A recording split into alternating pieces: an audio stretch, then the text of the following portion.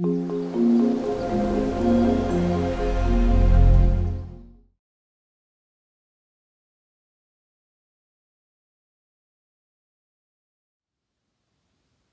everyone and welcome back to my channel. Today I'm going to do a review of Byredo Velvet Haze. If that sounds like something that would be interesting, please stay tuned.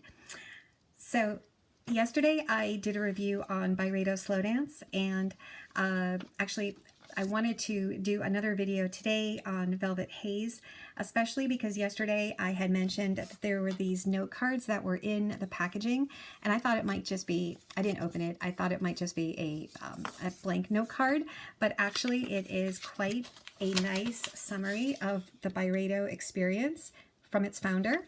So I wanted to sort of correct the record that that little piece of paper that's inside is quite important and it would be useful. So I just wanted to read it quickly. It will give you guys that maybe are not familiar with Byredo a really great introduction from the founder of what his brand means to him. So let's just start with that, if you could indulge me. So here it is. Byredo, right out of art school, and this again is being written by Ben Gorham. So right out of art school, I began developing a creative project around smell and memory called Byredo, short for by Redolence, meaning reminiscent of. That's really beautiful. That's me editing. The ambition at the time was to use personal memories to get people to tap into an idea of a collective memory. I truly believed that smell was subjective in its entirety, but felt the idea of a common touch point opened people's minds when trying new smells. The first 5 smells I made resonated amongst people, and I understood my newfound interest in smell would continue to grow. There was something truly fascinating about an invisible medium that instantly took me places and also evoked so much emotion. Another realization was that in order for me to continue developing this work, there needed to be some level of commerce. Perfume as a product was both accessible but also abstract and seemed a perfect vehicle for my ideas and notions. In late 2006, the project Byredo became a brand and a company. In this form, I continue to develop meaningful projects and products. Ben Gorham. So I think that's just so beautiful, the idea of that, and the fact that Byredo is short for Byredolence, which means reminiscent of, because perfumes are so, that's what they do. They evoke memories of times and places that we've worn them. So it's really just beautiful. All right, so that little piece of paper is important. So if you do get a Byredo package, please open that and you can have your own summary of it. All right, so Velvet Haze is a perfume that I received for Christmas. So I haven't had that much time to wear it and experiment with it. So this is really, versus a really official perfume review, it's my initial impressions. And once I've worn it longer, maybe I'll come on and do, more of a kind of update on my Byredo fragrances, but for now I just wanted to give you my initial impressions. So Velvet Haze, first off, the notes, it tops with ambrette and coconut water is at the top. The heart is patchouli leaves, and the base is cotton musks, cocoa absolute, and wild musk. And when I first sprayed this on Christmas morning, my very first thought, and I said to my husband, I said, oh my gosh, it smells just like the color purple. And I don't mean grape purple, I mean just if the color purple had a smell, this is what I would envision it to be, and it's not at all grapey, okay? So take that out of your mind. Also, just the name Velvet Haze, for some reason when I've, from the very first time I heard of Velvet Haze, I just think of purple. So I don't know why I have that association, but that's why I have this purple notepad here, just to give some inspiration of how it feels to me. Although I have to say it would be a much darker purple. It smelled like a dark purple to me. Okay.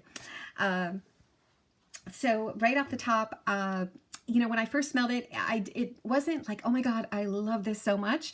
It wasn't like, oh my God, I don't like it. It was just like, oh, I don't know what to make of this. It smells like the color purple, a darker purple.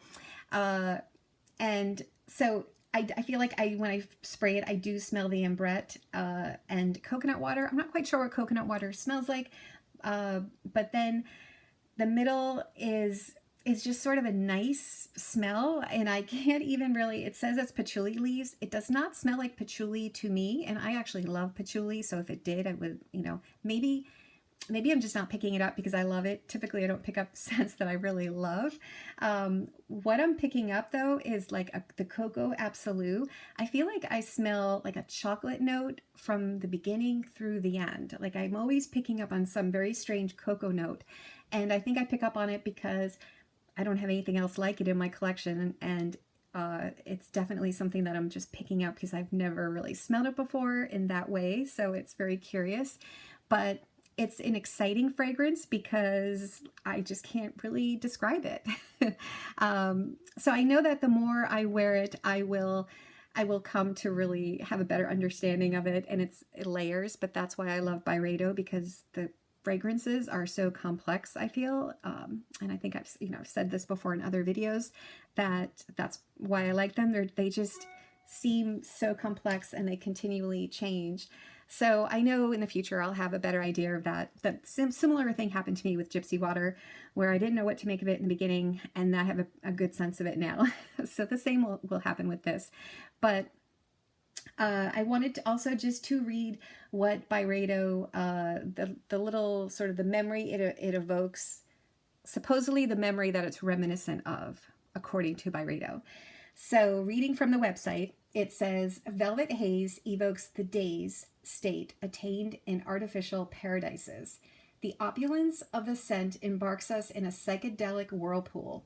Along this exhilarating path, the sweetness of coconut water soon gives way to the feverish power of patchouli leaves, an experience of all senses that the velvety cocoa and the wild cacao, probably, and the wild musk enrich with their earthy envelope.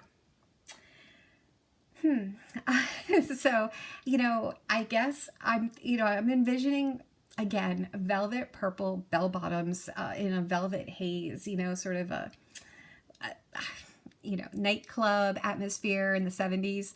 And so it does smell earthy. I'm getting that. The patchouli, I can see all that, and I could picture wearing it in an environment like that.